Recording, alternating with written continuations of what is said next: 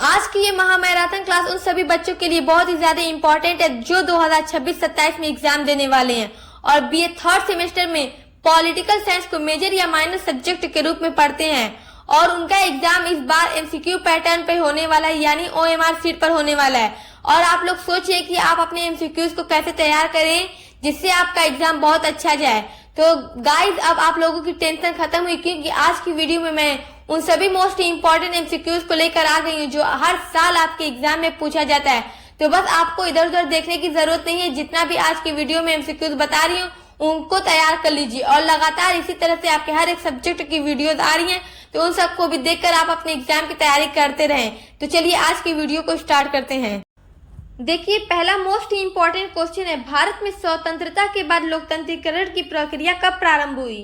तो इन सब पे वीडियोस अपलोड है, आप लोग चेक करके जरूर पढ़ लीजिएगा। तो 1947 में प्रारंभ हुई, तो आपका right answer option number B है। अगला क्वेश्चन देखिए, भारत का संविधान कब लागू हुआ था? तो भारत का संविधान 26 जनवरी 1950 को लागू हुआ था। अगला क्वेश्चन देखिए, भारत को गणराज्य कब घोषित किया गया था? तो भारत को गणराज्य 26 जनवरी 1950 को घोषित किया गया था। तो आपका right answer option number B है। अगला क्वेश्चन देखिए, भारतीय संविधान ने किस प्रकार की शासन प्रणाली अपनाई? तो देखिए, जो भारत का संविधान है उसने संघात्मक लोकतंत्र को अपनाया। भारत में संघात्मक लोकतंत्र है, तो आपका right answer option number B है। इन सब पे वीडियोस अपलोड है, आप लोग चेक करके जरूर पढ़ लीजिएगा। अगला क्वेश्चन देखिए, भारत में प्रथम आम चुनाव कब हुए थे? तो भारत में प्रथम आम चुनाव 1951 से 52 में हुए थे। तो आपका right answer option number C है। अगला क्वेश्चन देखिए, प्रथम आम चुनाव के समय भारत के मुख्य चुनाव आयुक्त कौन थे? तो देखिए, जब प्रथम आम चुनाव हुआ था तो उस समय मुख्य चुनाव आयुक्त कौन थे? तो सुकुमार सेन थे। आपका right answer option number B है, सुकुमार सेन थे। याद रखिएगा, ये क्वेश्चन बहुत ही ज्यादा इंपॉर्टेंट है। अगला क्वेश्चन देखिए, भारतीय लोकतंत्र की नींव क्या है? तो भारतीय लोकतंत्र की नींव संविधान है। आपका right answer option number B है। अगला क्वेश्चन देखिए, भारत का लोकतंत्र किस सिद्धांत पर आधारित है? तो भारत का जो लोकतंत्र है वो समानता के सिद्धांत पर आधारित है। तो आपका right answer option number B है। अगला क्वेश्चन देखिए, पंचायती राज की शुरुआत किस राज्य से हुई थी? तो याद रखिएगा, पंचायती राज की शुरुआत राजस्थान राज्य से शुरू हुई थी। तो आपका right answer option number C है। अगला क्वेश्चन देखिए, भारत के लोकतंत्र का प्रमुख स्तंभ कौन सा है? यानी देखिए क्वेश्चन क्या कह रहा है, भारत का जो लोकतंत्र है उसका प्रमुख स्तंभ कौन सा है? तो देखिए, न्यायपालिका भी है, कार्यपालिका भी है, विधायिका है, तो सभी। तो आपका right answer option number D है। अगला क्वेश्चन देखिए, संविधान की प्रस्तावना में भारत को किस रूप में वर्णित किया गया है? तो देखिए, जो भारत की संविधान की प्रस्तावना है उसमें भारत को संप्रभु, समाजवादी, धर्मनिरपेक्ष, लोकतांत्रिक गणराज्य वर्णित किया गया है। तो ये बात याद रखिएगा कि संविधान की प्रस्तावना में क्या कहा गया है, संप्रभु, समाजवादी, धर्मनिरपेक्ष, लोकतांत्रिक गणराज्य। ये वाला जो क्वेश्चन है वेरी वेरी इंपॉर्टेंट है, अक्सर जीके के क्वेश्चन में भी ये पूछ देता है। तो आपका right answer option number A है। अगला क्वेश्चन देखिए, भारत में मतदान का अधिकार किस आधार पर दिया गया है? यानी चुनाव में वोट कौन लोग दे सकते हैं, मतदान कौन लोग दे सकते हैं? तो देखिए, ऑप्शन नंबर ए है शिक्षा, ऑप्शन नंबर बी है संपत्ति, ऑप्शन नंबर सी है जन्म, ऑप्शन नंबर डी है वयस्क। तो देखिए, हमारे भारत में ऐसा नहीं कि जो सिर्फ शिक्षित लोग होंगे वही वोट दें या जिनके पास ज्यादा संपत्ति है वो लोग वोट दें, बल्कि ऐसा कुछ भी नहीं है। सभी नागरिक जो भारत में वयस्क हो चुके हैं, 18 साल की आयु हो चुकी है, उन सबको वोट देने का अधिकार है। तो आपका right answer option number D है। अगला क्वेश्चन देखिए, वयस्क मताधिकार की न्यूनतम आयु कितनी होती है? तो 18 वर्ष की होती है। तो आपका right answer option number A है। अगला क्वेश्चन देखिए, भारत में लोकतंत्र का प्रमुख अंग कौन सा नहीं है?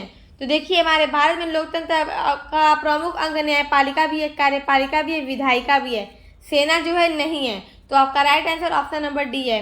अगला क्वेश्चन देखिए, भारत में द्विदलीय व्यवस्था है या बहुदलीय व्यवस्था? तो भारत में देखिए बहुदलीय व्यवस्था है। तो आपका right answer option number B है, बहुदलीय।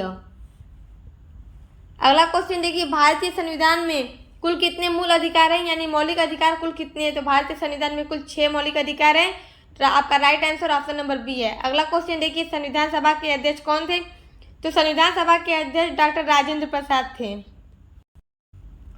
अगला क्वेश्चन देखिए, संविधान के निर्माता कौन माने जाते हैं? तो देखिए संविधान के निर्माता डॉक्टर भीमराव अंबेडकर को माना जाता है। तो आपका right answer option number C है। अगला क्वेश्चन देखिए, लोकतंत्र का मूल तत्व क्या है? तो जो लोकतंत्र है उसका मूल तत्व जनता की संप्रभुता है। तो आपका right answer option number A है। ये वाला जो क्वेश्चन है बहुत ही ज्यादा इंपॉर्टेंट है। अगला क्वेश्चन देखिए, भारतीय लोकतंत्र की सफलता का प्रमुख कारण क्या है? यानी जो भारत का लोकतंत्र है वो सफल हो रहा है तो उसका प्रमुख कारण क्या है? तो इसका मतलब है सशक्त संविधान। आपका right answer option number B है। अगला क्वेश्चन देखिए, लोकतंत्र में सर्वोच्च शक्ति किसके पास होती है? तो लोकतंत्र में सर्वोच्च शक्ति जनता के पास होती है। तो आपका right answer option number C है। अगला क्वेश्चन देखिए, संविधान में संशोधन करने की शक्ति किसके पास है? तो जो संविधान होता है उसमें संशोधन करने की शक्ति संसद के पास होती है। तो आपका right answer option number A है। अगला क्वेश्चन देखिए, भारत का लोकतंत्र किस प्रकार का है? तो जो भारत में लोग अप्रत्यक्ष शासन प्रणाली है।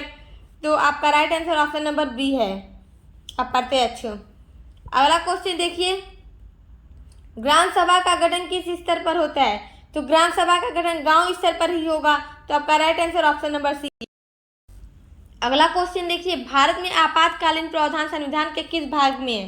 तो देखिए भारत में जो आपातकालीन प्रावधान है वो संविधान के भाग 18 में है। तो आपका right answer option number A है। अगला क्वेश्चन देखिए, भारत में चुनाव आयोग के सदस्य कितने होते हैं? तो भारत में जो चुनाव आयोग है उसके सदस्य 3 होते हैं। तो आपका right answer option number C है। अगला क्वेश्चन देखिए, लोकतंत्र में विपक्ष की क्या भूमिका है? तो देखिए लोकतंत्र में जो विपक्ष की भूमिका होती है कि वो सरकार की आलोचना करते हैं। तो आपका right answer option number B है, सरकार की आलोचना करना। अगला क्वेश्चन देखिए, स्वतंत्रता के बाद भारत में पहला राज्य पुनर्गठन कब हुआ था? देखिएगा राज्य पुनर्गठन कब हुआ था? तो 1956 में हुआ था। तो आपका right answer option number B है। स्वतंत्रता के बाद भारत में पहला राज्य पुनर्गठन 1956 में हुआ था। अगला क्वेश्चन देखिए, भाषा के आधार पर राज्य पुनर्गठन किस वर्ष हुआ था? तो देखिए भाषा के आधार पर राज्य पुनर्गठन 1956 में हुआ था। तो आपका right answer option number C है। अगला क्वेश्चन देखिए, भारत में जन प्रतिनिधित्व अधिनियम कब पारित हुआ था? तो देखिए 1951 में पारित हुआ था। तो आपका right answer option number C है। अगला क्वेश्चन देखिए, निर्वाचन सुधारों का उद्देश्य क्या है? तो उनका उद्देश्य चुनाव को निष्पक्ष बनाना। निर्वाचन सुधार का मुख्य उद्देश्य क्या है? चुनाव को निष्पक्ष बनाना। तो आपका right answer option number A है। अगला क्वेश्चन देखिए, भारतीय लोकतंत्र में एक व्यक्ति एक वोट का सिद्धांत किससे संबंधित है? तो समान मताधिकार से संबंधित है। यानी जितने भी भारत के नागरिक हैं, एक व्यक्ति एक वोट। ये ऐसा नहीं है कि किसी व्यक्ति को 2 बार वोट देने का अधिकार है, ऐसा नहीं है। एक व्यक्ति एक वोट दे। तो समान मताधिकार। आपका right answer option number A है। अगला क्वेश्चन देखिए, भारत में पहली महिला राष्ट्रपति कौन बनी? तो प्रतिभा पाटिल बनी। आपका right answer option number B है। भारत में पहली महिला राष्ट्रपति प्रतिभा पाटिल बनी। अगला क्वेश्चन देखिए, लोकतंत्र की सफलता के लिए सबसे आवश्यक तत्व क्या है? तो लोकतंत्र की सफलता के लिए सबसे आवश्यक तत्व है कि शिक्षित नागरिक होने चाहिए। आपका राइट आंसर ऑप्शन नंबर। अगला क्वेश्चन देखिए, स्वतंत्र भारत की राजनीतिक व्यवस्था में कौन सा तत्व प्रमुख रहा है? तो लोकतंत्र रहा है। आपका right answer option number A है। अगला क्वेश्चन देखिए, भारत में राजनीतिक दलों की व्यवस्था कैसी है? तो बहुदलीय, क्योंकि भारत में लोकतंत्रात्मक शासन प्रणाली है। तो जहाँ पे लोकतांत्रिक शासन प्रणाली होगी वहाँ पे बहुत सारे राजनीतिक दल होंगे। तो आपका right answer option number C है। अगला क्वेश्चन देखिए, स्वतंत्र भारत में सबसे पहले कौन सी राजनीतिक पार्टी प्रमुख रूप से सत्ता में आई थी? तो कांग्रेस पार्टी आई थी। आपका right answer option number B है। अगला क्वेश्चन देखिए, स्वतंत्र भारत की राजनीति में क्षेत्रीयता का उदय कब हुआ था? तो 1960 के दशक में हुआ था। तो आपका right answer option number B है। अगला क्वेश्चन देखिए, स्वतंत्र भारत में राज्य पुनर्गठन आयोग का गठन कब हुआ था? तो देखिए स्वतंत्र भारत में राज्य पुनर्गठन आयोग का गठन 1953 में हुआ था। तो आपका right answer option number B है। अगला क्वेश्चन देखिए, राज्य पुनर्गठन आयोग की सिफारिश पर राज्य पुनर्गठन अधिनियम कब लागू हुआ? तो 1956 में लागू हुआ था। तो आपका right answer option number B है। अगला क्वेश्चन देखिए, स्वतंत्र भारत में धर्मनिरपेक्षता का क्या अर्थ है? यानी सभी धर्म समान हो, क्योंकि भारत में बहुत सारे धर्म के लोग रहते हैं। तो इसलिए भारत एक धर्मनिरपेक्ष राष्ट्र है। तो सभी धर्म समान है, यहाँ पे सभी धर्मों का सम्मान। तो यहाँ पे सभी धर्मों का सम्मान है और सभी धर्म एक बराबर है। तो आपका right answer option number A है। अगला क्वेश्चन देखिए, स्वतंत्र भारत की राजनीति में किस नेता ने गुट निरपेक्ष नीति को अपनाया था? ये क्वेश्चन याद रखिएगा। गुट निरपेक्ष नीति को अपनाया किसने था? तो जवाहरलाल नेहरू ने अपनाया था। तो आपका right answer option number B है।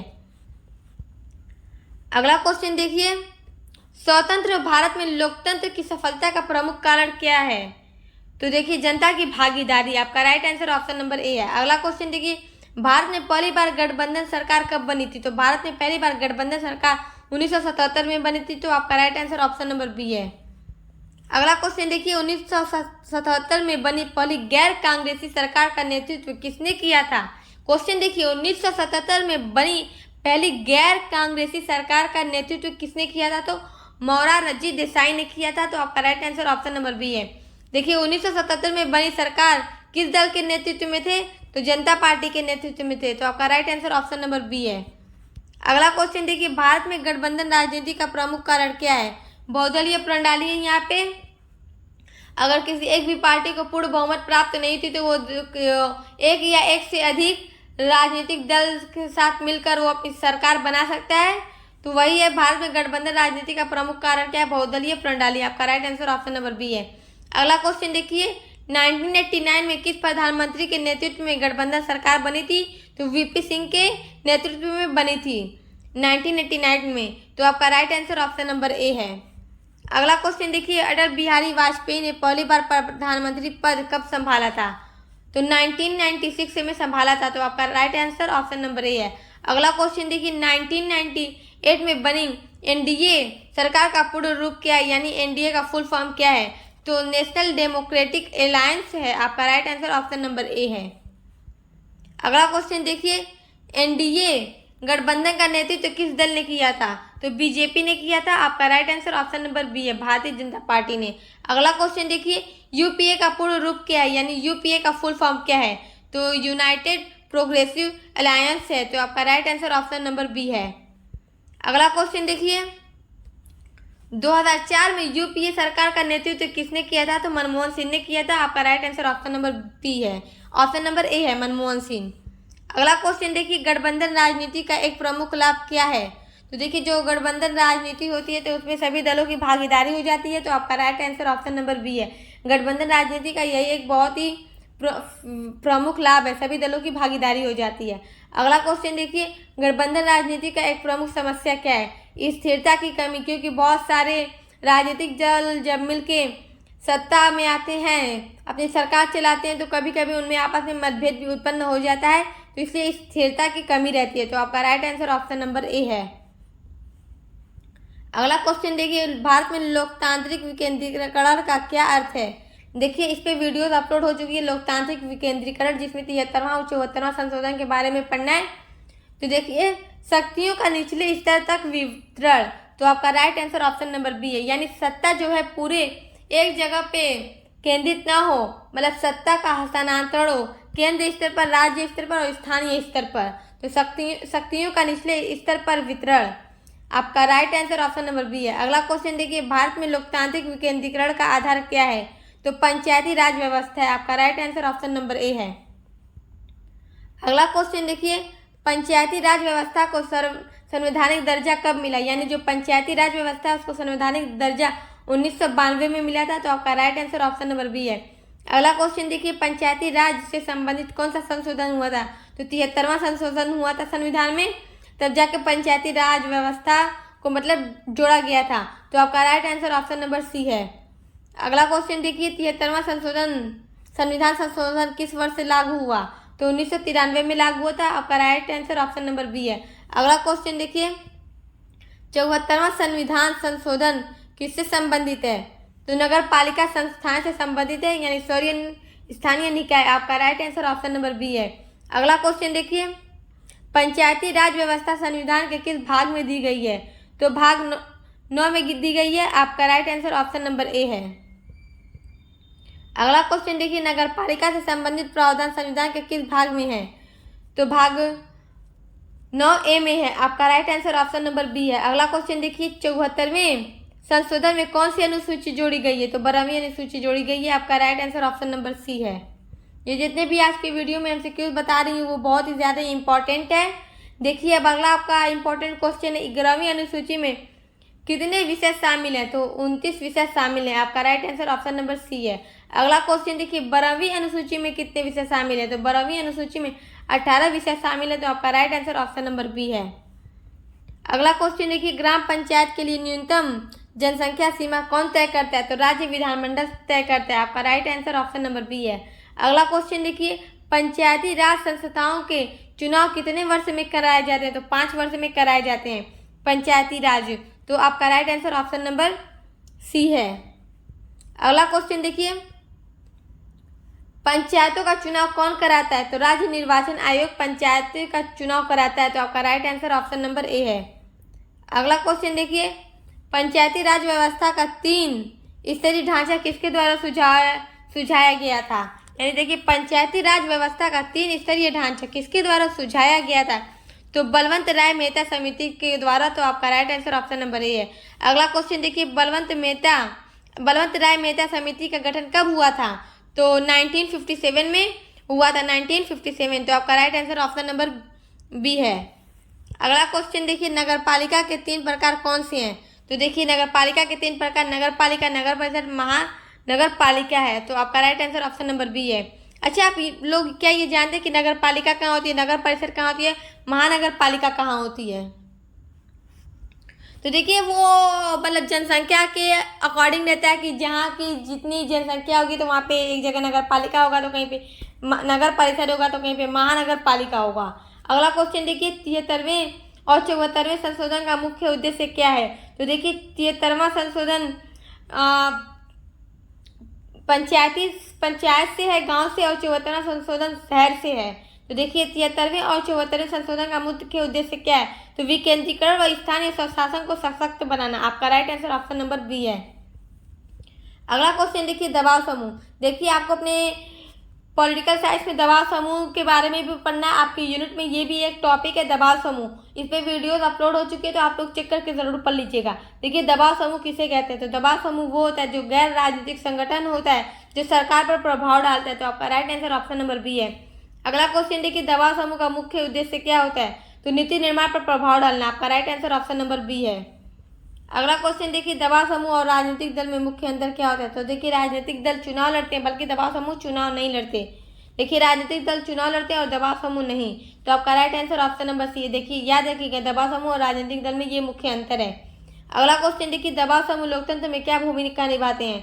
तो ये जनता और सरकार के बीच सेतु का कार्य करते हैं, जो दबाव समूह होता है। अगर आप लोग नहीं जानते कि दबाव समूह क्या होता है, तो इस पर वीडियोज अपलोड है, आप लोग चेक करके जरूर पढ़ लीजिएगा। तो आपका right answer option number B है। अगला क्वेश्चन देखिए, भारत में दबाव समूह का उदय कब हुआ था? तो स्वतंत्रता आंदोलन के समय भारत में दबाव समूह का उदय हुआ था। तो आपका right answer option number B है। अगला क्वेश्चन देखिए, ट्रेड यूनियन किस प्रकार का दबाव समूह है? तो श्रमिक वर्ग का। ट्रेड यूनियन जो है ये श्रमिक वर्ग का दबाव समूह है। तो आपका right answer option number A है। अगला क्वेश्चन देखिए, भारतीय उद्योग परिसंघ किसका प्रतिनिधित्व करता है? तो ये उद्योगपति का प्रतिनिधित्व करता है। तो आपका right answer option number C है। अगला क्वेश्चन देखिए, दबाव समूह नीति निर्माण पर कैसे प्रभाव डालता है? तो देखिए, जो दबाव समूह जनमत बनाकर आंदोलन करके सरकार से वार्ता करके नीति निर्माण पे प्रभाव डालता है। तो आपका right answer option number D है, उपरोक्त सभी तरीके से। अगला क्वेश्चन देखिए, छात्र संगठन जैसे NSUI और ABVP किस प्रकार के समूह है? तो ये राजनीतिक दबाव समूह है। आपका right answer option number A है। अगला क्वेश्चन देखिए, महिला संगठनों का मुख्य उद्देश्य क्या है? तो महिलाओं के अधिकार की रक्षा। आपका right answer option number B है। अगला क्वेश्चन देखिए, ग्रीन पीस इंडिया किस प्रकार का दबाव समूह है? तो पर्यावरण संबंधी दबाव समूह है। तो आपका right answer option number A है। अगला क्वेश्चन देखिए, दबाव समूह शब्द का सबसे पहले प्रयोग किसने किया था? तो आर्थर बेंटली ने किया था। तो आपका राइट ऑप्शन बी है। आपका right answer option number B है। आर्थर बेंटली दबाव समूह शब्द का सबसे पहले प्रयोग किया था। अगला क्वेश्चन देखिए, भारत में किसान आंदोलन के प्रमुख नेता कौन माने जाते हैं? तो चौधरी चरण सिंह माने जाते हैं। आपका right answer option number B है। अगला क्वेश्चन देखिए, दबाव समूह किस प्रकार के शासन में अधिक प्रभावी होते हैं? तो जो दबाव समूह होते हैं वो लोकतांत्रिक शासन जहाँ पे होता है, लोकतंत्रात्मक शासन, तो वहाँ पे अधिक प्रभाव डालते हैं। तो आपका right answer option number B है। अगला क्वेश्चन देखिए, भारत में नीति निर्माण प्रक्रिया में दबाव समूह किस माध्यम से शामिल होते हैं? तो देखिए, जब भारत में किसी भी नीति का निर्माण होता है तो उसमें याचिका, रैलियां, आंदोलन, न्यायालय में याचिका दायर करके राजनीतिक दलों पर प्रभाव डालकर उपयुक्त सभी तरीके से जो दबाव समूह होते हैं किसी भी नीति निर्माण के खिलाफ मतलब प्रदर्शन करते हैं अगर उनको वो अपने हित में बेहतर नहीं लगता है। तो आपका right answer option number D है। अगला क्वेश्चन देखिए, दबाव समूह की एक प्रमुख कमजोरी क्या है? तो देखिए इसकी सबसे प्रमुख कमजोरी देखिए, जनहित की उपेक्षा, असंगठित होना, केवल कुछ वर्गों के हितों की रक्षा, ये इसकी बहुत ही प्रमुख कमजोरी है। तो इस प्रकार ऑप्शन नंबर डी राइट है, उपरोक्त सभी। अगला क्वेश्चन देखिए, राष्ट्रपति शासन का प्रावधान भारतीय संविधान के किस अनुच्छेद में है?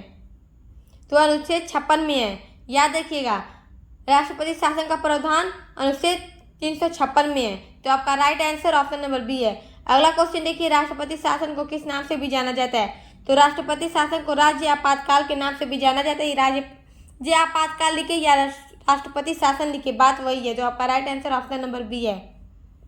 अगला क्वेश्चन देखिए, अनुच्छेद 356 लागू होने का मुख्य कारण क्या होता है? यानी जो अनुच्छेद 356 लागू किस कारण से होता है? तो देखिए, राज्य में संवैधानिक तंत्र की विफलता के कारण राष्ट्रपति शासन लागू होता है।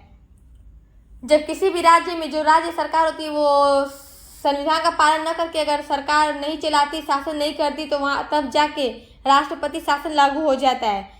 तो राज्य में संवैधानिक तंत्र की विफलता के कारण अनुच्छेद 356 लागू होता है। अगला क्वेश्चन देखिए, राष्ट्रपति शासन की घोषणा कौन करता है? तो राष्ट्रपति करता है। आपका right answer option number B है। अगला क्वेश्चन देखिए, राष्ट्रपति शासन प्रारंभ में कितने समय के लिए लागू किया जा सकता है? तो 6 माह के लिए लागू किया जा सकता है। तो आपका right answer option number B है। अगला क्वेश्चन देखिए, राष्ट्रपति शासन की अधिकतम अवधि कितनी हो सकती है? तो 3 वर्ष हो सकती है। आपका right answer option number C है। अगला क्वेश्चन देखिए, राष्ट्रपति शासन लागू होने पर राज्य की कार्यकारी शक्ति किसके पास होती है? तो राष्ट्रपति के पास होती है। आपका right answer option number D है।